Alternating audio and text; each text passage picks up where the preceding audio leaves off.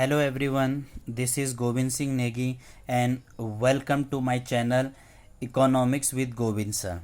So student, in our previous video we have discussed about the meaning of definition, another name of definition.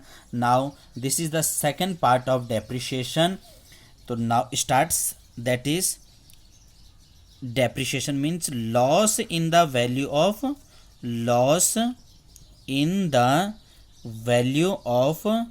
Fix assets, loss in the value of fixed assets.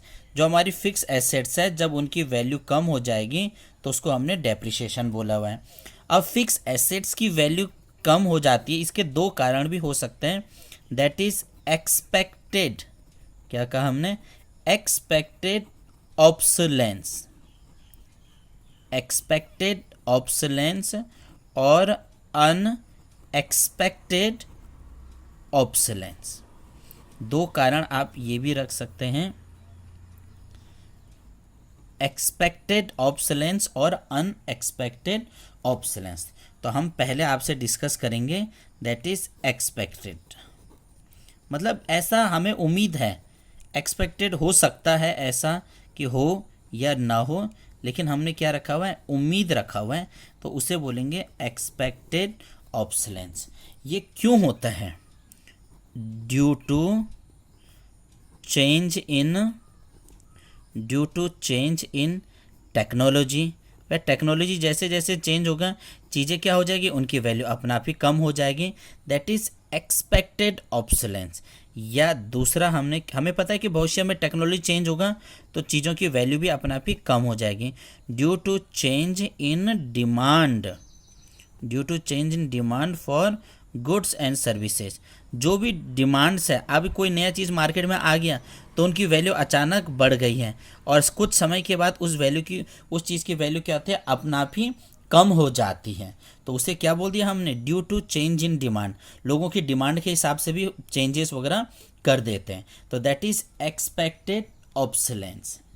And second one is unexpected obsolescence. Unexpected obsolescence का मतलब जिसके बारे में हम कहते तो नहीं हैं लेकिन हो भी सकता है, अनएक्सपेक्टेड जिसके बारे में हमें पहले से पता नहीं होता है।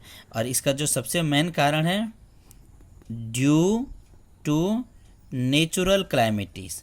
जो आपदा वगैरह आएगी, जो नेचुरल क्लाइमेटीज वगैरह आएगी, इसके बारे में तो हमें पहले से पता नहीं था ना। जिसके अंदर हमने क्या रख दिया, अर्थक्वेक, वो भूकंप आ गया तो पहले से थोड़ी पता था कि भूकंप आ जाएगा बोल के। भूकंप आया तो उसकी वैल्यू अपना आप ही कम हो जाती है चीज़ों की।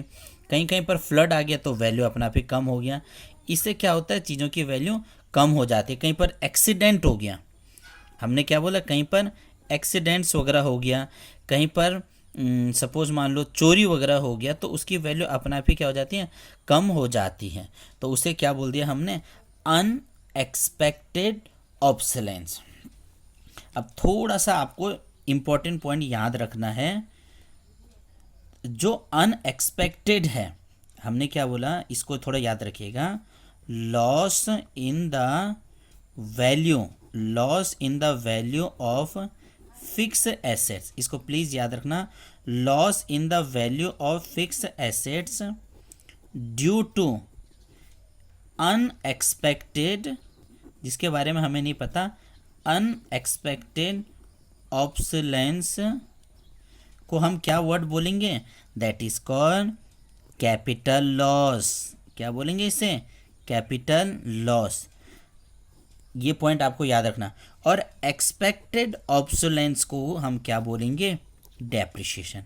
यानी expected obsolescence is a part of depreciation while unexpected obsolescence is a part of capital loss। भैया उसकी संपत्ति में जो लॉस हो रखा है, तो ये चीज़ आपको पता चल गया होगा। अब थोड़ा सा और ज़्यादा एक एग्जांपल बताते हैं। किसका एग्जांपल बताते हैं, एक्सपेक्टेड ऑब्सोलेंस के आपको एग्जांपल बताते हैं। अब सपोज मान लो चेंज इन टेक्नोलॉजी बोल दिया हमने क्या, चेंज इन टेक्नोलॉजी जैसे चेंज होगा तो वैसे चीज़ों की वैल्यू भी क्या होती है, कम वगैरह हो जाती है। सपोज मान लो आपके पास ब्लैक एंड वाइट टीवी थी, तो ब्लैक एंड वाइट टीवी क्या हो जाएगी, आउटडेटेड हो जाएगा जब हमारे पास क्या आ जाएगी, कलर टीवी। तो अपना आप ही ब्लैक एंड वाइट टीवी की वैल्यू क्या हो जाएगी, चेंज वगैरह हो जाएगी। अब दूसरा जो हमने इसका एग्जाम्पल बोल रखा है that is change in demand, that is change in demand.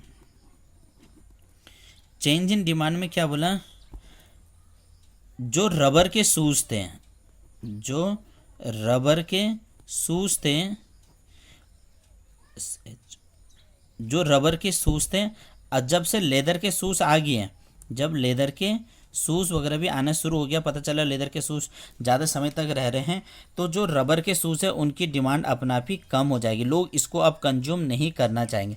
जब इसे कंज्यूम नहीं करेंगे तो भाई इसकी वैल्यू अपना आप ही कम हो जाएगी, और जब इसकी वैल्यू अपना आप कम हो जाएगी तो कहीं ना कहीं इसे हम क्या बोल सकते हैं, डेप्रिसिएशन वगैरह भी बोल सकते हैं। तो आपको ये चीज़ का याद रखना है, जब टेक्नोलॉजी चेंज होगा और डिमांड चेंज होगा दैट इज़ एक्सपेक्टेड ऑब्सोलेंस, और जब क्या बोलते हैं अनएक्सपेक्टेड नेचुरल क्लाइमेटिस वगैरह चीज़ें आएंगी तो that is called unexpected obsolescence.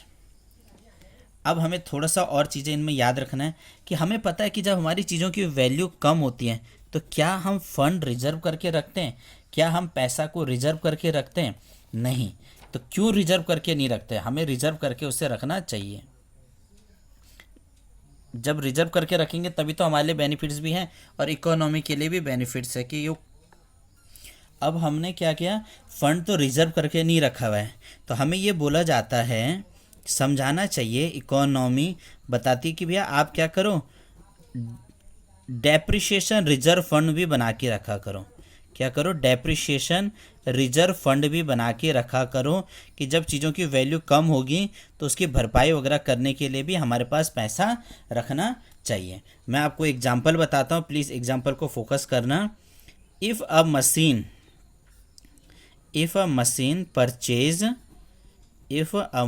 Purchase rupees for rupees 10,000, 10 lakh की एक मशीन ले रखा है, और आपको पता है इसकी जो लाइफ लाइन है, लाइफ टाइम यूज कर सकते हैं आप इसे, दैट इज़ फॉर 10 ईयर्स, 10 साल तक यूज़ कर सकते हैं।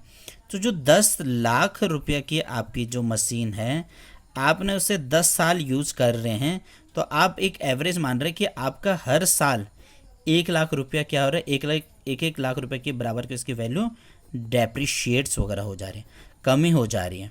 तो क्यों ना हमने उसके लिए पहले से ही पैसा रिजर्व करके रखना चाहिए, लेकिन पैसा तो हमने रिजर्व करके रखा ही नहीं है। तो जो हमने पैसा रिजर्व करके नहीं रखा तो इससे क्या हो रहा है, हमारे सामने बहुत बड़ी दिक्कतें आ जा रही हैं। तो हमने क्या बोला, इसके लिए आप एक रिजर्व फंड बना के रखो। अब रिजर्व फंड नहीं बनाए रहेंगे तो क्या होगा, अब ध्यान देना, lack of depreciation reserve fund, depreciation reserve fund. जब आपके पास डेप्रिसिएशन का रिजर्व फंड नहीं है तो इससे क्या होगा, लैक ऑफ रिप्लेसमेंट। आप ठीक भी कैसे करोगे, आप उसे ठीक करने के लिए भी तो आपके पास पैसे चाहिए, तो लैक ऑफ रिप्लेसमेंट इन्वेस्टमेंट फिर आप कम होंगे। जैसे ही इन्वेस्टमेंट कम होगा तो पैसा कम आएगा, तो इकोनॉमी टेंड टू फॉल्स। जब इन्वेस्टमेंट नहीं होगा तो भैया आपको पता है कि इकोनॉमी अपना भी कम हो जाएगी, इन्वेस्टमेंट भी तो चाहिए, इन्वेस्टमेंट टेंड टू फॉल। जैसे ही इकोनॉमी फॉल वगैरह होगी तो क्या होगा, fall in level of output, output भी कम होगा, प्रोडक्शन वगैरह ही नहीं होगा, क्योंकि इकोनॉमी में क्या हो रहा है, आगे से चीज़ें इन्वेस्ट ही नहीं हो रहा है। जैसे ही हमारा आउटपुट कम होगा तो लेवल ऑफ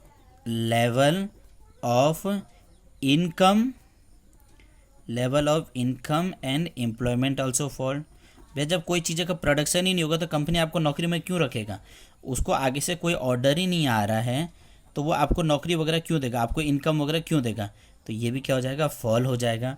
और जब ये फॉल होगा तो इकोनॉमी, तो क्या हो जाएगा, हमारी economy will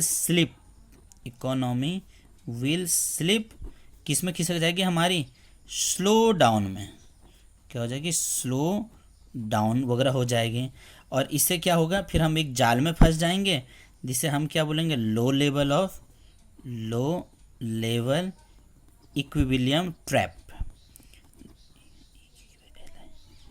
low level of equilibrium trap, जाल में जब हम फंस जाएंगे, और जब जाल में फंसेंगे तो भैया आपको पता है लो इनकम होगी, जब कम पैसा होगा तो कम ही डिमांड वगैरह किया जाएगा, कम डिमांड होगा तो कम आउटपुट वगैरह होगा,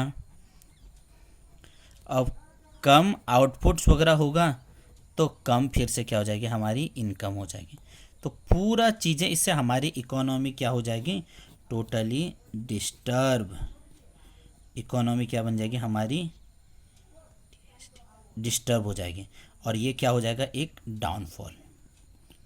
तो इसीलिए हमें क्या चाहिए होता है, इकोनॉमी में एक डेप्रिसिएशन रिजर्व फंड बनाने की भी ज़रूरत है, एक ऐसा तिजोरी भी बनाने की ज़रूरत है जिस पे पैसा रिजर्व करके रख सके कि भविष्य में पता चला कि ज़रूरत पड़ी तो हमने उसके पोर्टली वगैरह वहाँ पर से खोल सकते हैं। रिजर्व फंड बना के हमें रखना था, इस वजह से हम अपनी इकोनॉमी को बचा सकते हैं। तो ये पूरा एक कॉन्सेप्ट वगैरह हो गया डेप्रिसिएशन रिजर्व फंड का। वीडियो पसंद आए तो प्लीज़ लाइक करना, सब्सक्राइब करना और औरों को भी शेयर कीजिएगा।